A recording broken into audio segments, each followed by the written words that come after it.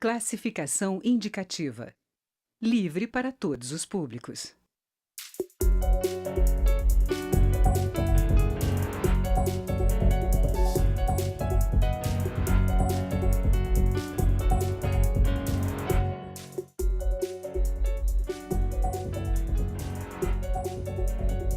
Olá!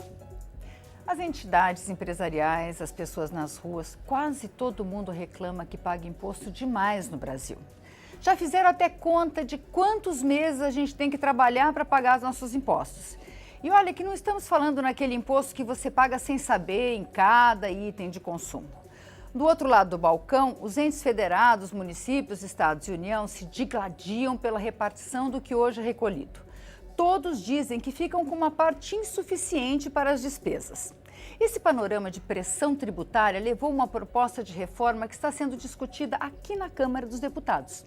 E o Câmara Debate, da Rádio TV Câmara, vai apresentar os principais aspectos dessa proposta com o relator, deputado Luiz Carlos Rauli, do PSDB do Paraná, e Pauderni Avelino, do Democratas do Amazonas. Deputado Luiz Carlos Rauli, a pergunta que eu não quero calar: diminui imposto? Diminui. Dá para diminuir, sim, principalmente para os mais pobres. Os mais ricos eu não posso dizer a mesma coisa.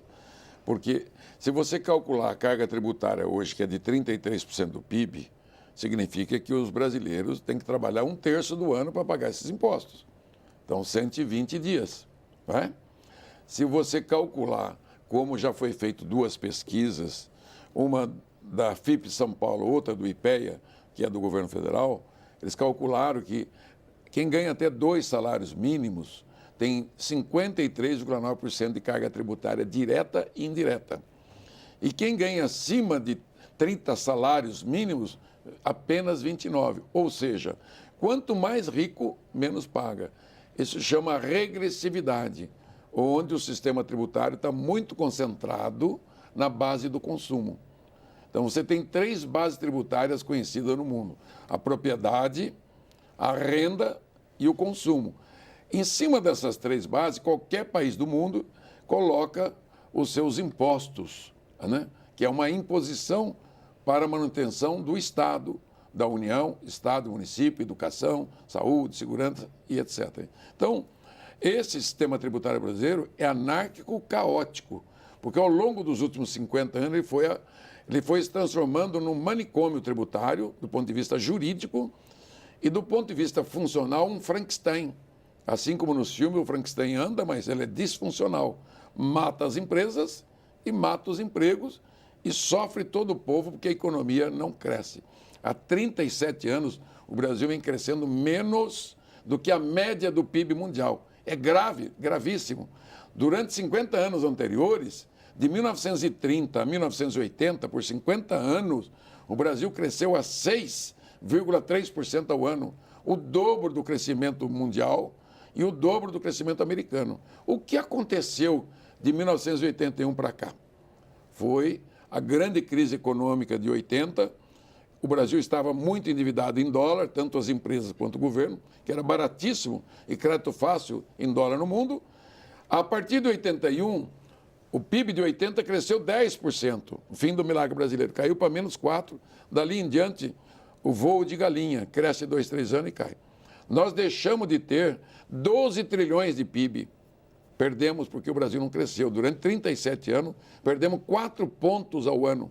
Então, agora, o diagnóstico é as inadequações, a incongruência, a burocracia, os excessos que tem no sistema tributário brasileiro, que tem 2 trilhões de reais em contencioso na Justiça Federal e Estadual e nos conselhos de contribuinte, 3 trilhões de dívida ativa, 500 bilhões de renúncia fiscal, 460 bilhões de sonegação e um custo da burocracia que chega até 3% do preço do produto. Se você não desmontar essa estrutura e reconstruí-la, por isso que tem que ser uma reengenharia tributária, respeitando o que já tem hoje, as situações, manter a mesma carga para a União, estados e municípios, não elevar a carga de nenhum setor da economia, comércio, indústria, serviços, todos os bens e serviços, você não avança. E colocar uma tecnologia de ponta para fazer esta arrecadação eletrônica. Então, a simplificação, a tecnologia para fazer a mudança do sistema tributário brasileiro, para quê? Para voltar a crescer a 6%, 7% ao ano. Deputado Paulderney, a gente ouve muito as entidades empresariais falando para diminuir a carga tributária. Pelo que a gente está falando aqui, pelo que a gente ouviu o deputado Raul, ele não está falando. Os empresários costumam ser os mais ricos do país. Ele não falou em diminuir para os mais ricos. O que o senhor está achando? Não, eu acho que o deputado Raul tem razão. Nós temos uma carga tributária no nosso país iníqua e é uma carga tributária que atinge, sobretudo, os mais pobres. Nós não podemos, de forma nenhuma, continuar com esse sistema regressivo. É um sistema injusto que faz com que até produtos de primeira necessidade tenham uma tributação extremamente elevada no consumo e impossibilitando que, muitas vezes, a pessoa de baixa renda tenha acesso a esses bens de consumo, como alimentação, como alimentos industrializados e outros mais. É óbvio que essa carga tributária no nosso país é uma carga tributária diferente, excessiva e diferente de outros países no mesmo patamar de desenvolvimento do Brasil. Nós, em 2015, arrecadamos 2 trilhões de reais. Foi a carga tributária em torno de 32% do PIB, 32%, 33% do PIB. 2 trilhões de reais, sendo que desses 2 trilhões, 800 bilhões de reais são arrecadados pelos outros entes federados que não a União, os estados federados. Nós entendemos que realmente é hora de fazermos uma reforma tributária, uma simplificação tributária, é hora de trabalharmos para que essa loucura, esse pandemônio que é feito, por exemplo, com a legislação do ICMS, que cada estado tem a sua própria legislação. Agora, é um código tributário que a gente nem sabe quantas regulamentações existem dentro desse ICMS. Enfim, é um emaranhado que dificilmente uma empresa, se não tiver um quadro bastante competente de funcionários qualificados, poderá se encontrar com ele. Então, o que nós entendemos é que temos que transformar o sistema tributário brasileiro num sistema mais justo, um sistema que seja mais exequível. E, obviamente, nós temos que ver, porque o Brasil é um país de desigualdades e temos que buscar exatamente um cuidado com essas desigualdades. Quando o ICMS entrou em funcionamento na década de 60, antes nós tínhamos o imposto de consumo, passou a ser o ICMS. E foi um imposto que organizou o sistema de consumo brasileiro, o sistema tributário do consumo, organizou e criou realmente regras para várias regiões brasileiras. Isso funcionou até vir a tal da guerra fiscal. Depois que veio a guerra fiscal começou a desorganizar o nosso sistema tributário e tivemos até que votar uma lei para convalidar os incentivos que os estados estavam dando à revelia da lei ou à revelia do CONFAS, que é o Conselho Nacional de Política Fazendária, que o Supremo Tribunal Federal ia agir para dizer que era inconstitucional. Isso daria 500 bilhões de reais para que as empresas devolvessem aos estados o que os estados tinham deixado de arrecadar. Seria um caos. O senhor estava propondo essa questão do imposto sobre o consumo. Esse é um problema que, inclusive, afeta aí os mais pobres. O senhor está propondo uma unificação aí Como é que isso vai funcionar, deputado? Bom, a proposta que é convergente nacional, eu já fiz até hoje 112 palestras em 22 estados da federação, já atendi 170 segmentos, tanto de auditores municipais, estaduais, federais, trabalhadores, profissionais liberais, academia, empresários de todos os setores. e governo, né? Federal, estado e município. Então, a minha ida aos estados e ao país é criar um consenso do modelo clássico. O que é o modelo clássico? É o modelo europeu, modelo canadense e americano, modelo de sucesso, que o sistema tributário desse país ajudou esses países a chegar ao primeiro mundo.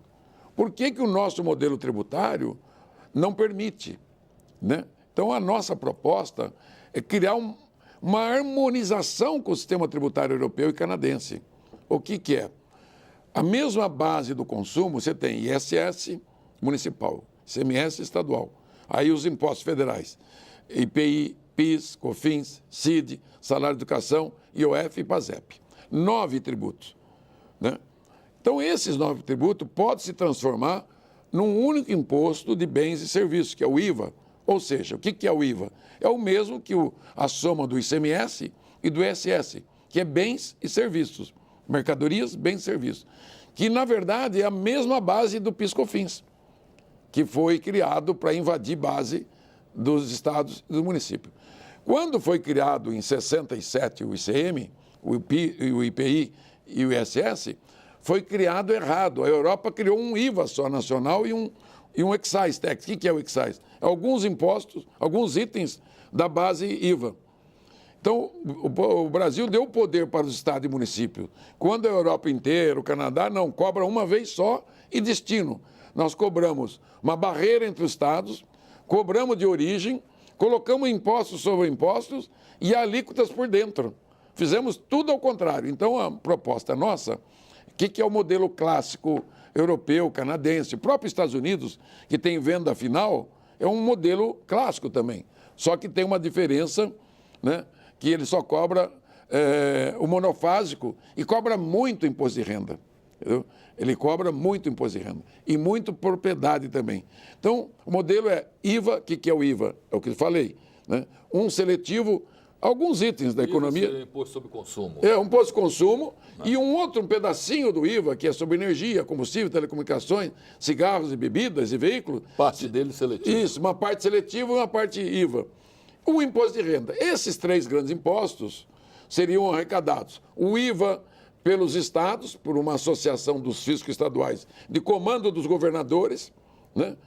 O seletivo pela União e o imposto de renda pela União.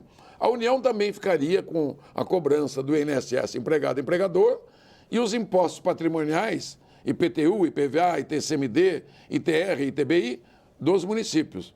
Então, este modelo simples seria cobrado com uma tecnologia de ponta. Cada empresa teria uma conta bancária exclusiva do fisco, seria exclusiva do IVA. Então, a cada ação, desde a matéria-prima até a venda final no supermercado, na farmácia, na loja, ao pagar a mercadoria, o imposto já vai direto para o município e Estado da União. Não vai para a caixa central nenhum. É o modelo do Simples. Quando nós adotamos o Simples, que nós criamos o Simples, criamos um boleto único para ter lá 8 tributos. Ao pagar aquele valor, o dinheiro imediatamente ele já vai para o município destino, para o Estado, a União, INSS, Imposto de Renda, etc. Então, primeiro, a tecnologia. Segundo, a simplificação. Terceiro, manter a carga tributária atual em 34%, 35%. Segundo, manter as cargas tributárias setoriais de cada segmento empresarial. 2 alíquotas de serviço, mais ou menos o que tem hoje. 4 alíquotas dos bens e mercadorias, mais ou menos o que tem hoje. Entendeu? Então, quando eu digo, vai ter diminuição de carga tributária? Vai. Porque você tem a arrecadação de 33, 35, só que você tem alíquota para arrecadar 50. Entendeu? Sonegação, elisão, né? Gente, a elisão é uma coisa horrorosa. O contencioso, né? A renúncia. Então, você pode diminuir um pouco essa renúncia, combater a sonegação, a corrupção.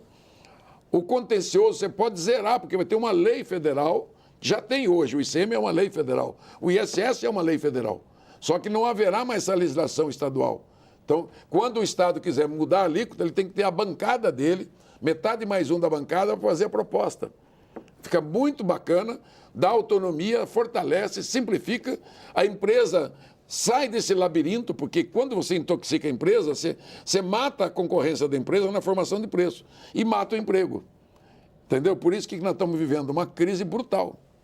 A gente vai fazer um pequeno intervalo e volta com o deputado Paulo Dernet.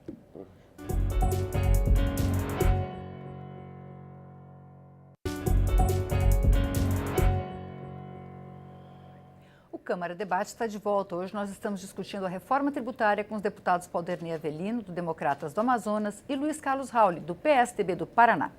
Deputado Paulo Dernet Avelino, o senhor acha que essa proposta do deputado Luiz Carlos Rauli, ela consegue unificar os estados, ela consegue acabar com a guerra fiscal? Olha, eu acho que o deputado Luiz Carlos Rauli está fazendo um trabalho de convencimento em todos os estados brasileiros, onde ele já foi até no Amazonas, onde nós temos uma situação atípica, que é a legislação da Zona Franca de Manaus. Agora, se vai unificar com relação à guerra fiscal, isso é uma outra questão, porque nós estamos dentro de um modelo onde nós estamos, agora que temos, como eu falei ainda há pouco, a lei da convalidação que foi votado aqui no Congresso Nacional para pacificar, inclusive no Supremo Tribunal Federal, as isenções ou os benefícios fiscais da guerra fiscal que os estados concedem com o ICMS, acho que é um aprendizado. Se houver a oportunidade de votarmos essa matéria, nós temos que encontrar uma solução para os estados. E há na proposta do deputado Luiz Carlos Rauli um prazo de 5 anos para que os estados tenham o mesmo nível de arrecadação, mas isso depois poderá ter problemas, porque as mudanças, normalmente trazem dificuldades para adaptação. Vou trazer aqui o caso típico da Zona Franca de Manaus. Nós temos uma legislação específica. Por exemplo, na nossa legislação, a Constituição prevê que as remessas de produtos para a Zona Franca de Manaus, ela é tida como uma remessa para fora ou para o exterior, digamos, fora do Brasil, para o exterior. Então, destaca-se, por exemplo, o ICMS na nota fiscal, transfere-se com alíquota interestadual, mas esse imposto é diferido. Ele não deveria ser cobrado na origem, parte dele, e diferido o resto para o destino. E, no entanto, nós temos essa legislação e como é que nós vamos resolver esse problema?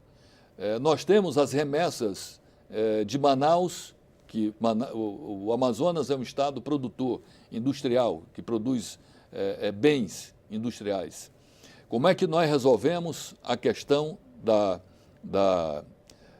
venda desses produtos para o restante do Brasil, se nós somos um estado mais produtor do que consumidor? Então, nós temos aí um impasse. O IVA, que pressupõe já o recolhimento do imposto no destino. E o atual modelo, que parte dele é na origem e parte no destino. Então, nós temos que ver como é que equacionamos a questão, porque não é só no Amazonas. Nós temos o estado do deputado Rauli, nós temos que também é um estado produtor e que lá se concede também benefícios do ICMS para atrair empresas, como o estado de Goiás, como os estados do Nordeste, como vários outros estados. Enfim, nós temos que encontrar uma fórmula, e aí vai do trabalho que o Rauli está desenvolvendo, de convencimento, para ver se a gente consegue chegar a um denominador comum. Deputado Rauli? Pois é. Eu só queria falar um índice da regressividade, que nós vamos zerar o imposto de comida e remédio, para aumentar o poder aquisitivo das famílias mais que ganham menos. O problema, né, Raul, é que tem que zerar, porque se reduzir a alíquota, não chega no consumidor. Entendeu? Normalmente zerar, não chega. Esses dois, e máquinas de equipamento do ativo fixo também. E exportação também, porque ainda tem resíduos de tributos. Bom, quanto à transição, quer dizer, nós temos que ir para um modelo novo. É inexorável que a gente deva ir. Né? Eu tenho esse desenho, algumas pessoas têm desenhos aproximados, etc. Então, vamos pegar, por exemplo, a guerra fiscal. Os benefícios e os problemas que ela trouxeram. Nós perdemos competitividade no país com a guerra fiscal. Você tem o benefício hoje, até o momento que o outro chega e tem o benefício. Você está instalado aqui em Brasília com a tua indústria há 30 anos. Aí chega lá eu, Raul, ganho o terreno para o município, isenção de impostos municipais, ganho o benefício do ICM e faço um financiamento do BNDES subsidiado, eu monto uma fábrica igualzinha à tua, moderníssima, e quebro a sua empresa. Então tem esse lado negativo. Então eu olho para o Brasil, vejo assim, a Zona Franca de Manaus está na Constituição, tem mais de 50 anos. Por que a Zona Franca tem esse benefício? Porque é a contrapartida da preservação da Amazônia. A maior mata do mundo, é o pulmão do mundo, do Brasil e do mundo. Rios, matas, toda aquela natureza que, aliás, o mundo já devia estar pagando para o Brasil para sustentar todo aquele imenso território. Funcionado o dessa Brasil forma. Tem 62% das suas florestas nativas intactas. 62% de 100, né? Só desbravou 38% em 500 anos. Então, a Amazônia é uma coisa especial. Como encontrar a solução? Nós estamos discutindo com pessoas inteligentes, como o Paul Derney, que é um homem de primeira linha, né, no Congresso e lá. Já estive lá, algumas pessoas olharam, eu vim para encontrar uma solução. Respeito à questão da tipicidade da Zona Franca de Manaus. E vamos encontrar uma solução. Mas e os outros estados? Os outros estados vão entrar na regra geral mundial. O que é a regra mundial? O benefício fiscal pode ser dado, mas orçamentário. Nesta transição, com esse modelo, ele precisa ser testado primeiro. E como cada um vai ter uma conta, né, débito e crédito, tudo eletrônico, você tem que experimentar 1 ano ou 2 com a alíquota bem baixinha. Porque a guerra fiscal já acabou. O Supremo mandou acabar com a guerra fiscal. Foi dado um prazo de 5, de 8 e de 15 anos. 15 anos. Mas só que tem que apostilar. O benefício que foi concedido, tem esse prazo, você tem que declarar num livro, num registro no Confaz. Imagine a confusão. E tem que convalidar no Confaz. E tem que convalidar. Então Com vai 2/3 ser. Eu duvido que concedidos. metade dos incentivos concedidos, as empresas, quanto maior a empresa está em bolsa, ela não terá coragem de fazer isso. Essa é a minha impressão. Estou falando para o bem. Eu fiz guerra fiscal quando eu fui secretário do Paraná 2 vezes? Fiz, sim. E atraí, na última vez que eu fui secretário, 35 bilhões. Dançar a música de acordo com o sanfoneiro. Agora, para mudar... Você só me permite fazer aí um parêntese para dizer o seguinte. Na década de 60, o Estado de São Paulo detinha 55% da produção industrial brasileira. Foi a guerra fiscal que fez com que as empresas, ou o Brasil tivesse empresas industriais e o crescimento da indústria nas várias regiões do Brasil reduziu de São Paulo para 36% e aumentou nas demais regiões brasileiras, que possibilitou a industrialização do Brasil. Foi a guerra. E, infelizmente, nós partimos de uma premissa equivocada para fazer essa distribuição. Porque a distribuição, você não pode dar vantagens comparativas com renúncia de tributo. Você tem que dar outros elementos. Você tem que ter infraestrutura, água, energia, né? Você tem que dar transporte, portos, aeroportos, é um conjunto. Para você fazer o desenvolvimento, você tem que atender, inicialmente, 8 grandes características e, principalmente, a estabilidade econômica. Nós temos que olhar a China hoje, que é o emergente, Coreia e todos mais, e aprender com eles. Porque eles, enquanto o Brasil estava crescendo, eles não estavam, de 1930 a 1980. E eles inverteram. Quando nós murchamos, eles explodiram. Porque nós criamos confusões trabalhistas, gasto público, né, e tributário. E ainda temos um problema grave aqui do lado do Brasil, aqui dentro do Mercosul, que é o Paraguai, que reduziu alíquotas, zerou questões trabalhistas, energia barata produzida ali por Itaipu, e isso está levando as empresas brasileiras para dentro do Paraguai. A sorte é essa. Não, mas mesmo assim podem importar, inclusive. O nosso tempo terminou, mas eu queria fazer um compromisso, a gente continuar esse debate aqui. Mas eu quero fazer um convite. Vamos junto fazer reforma pelo Brasil, para os nossos filhos, 13 milhões de desempregados. Né? Nós temos que recuperar esses empregos. A agenda negativa acaba, né? Essas coisas todas que estão acontecendo.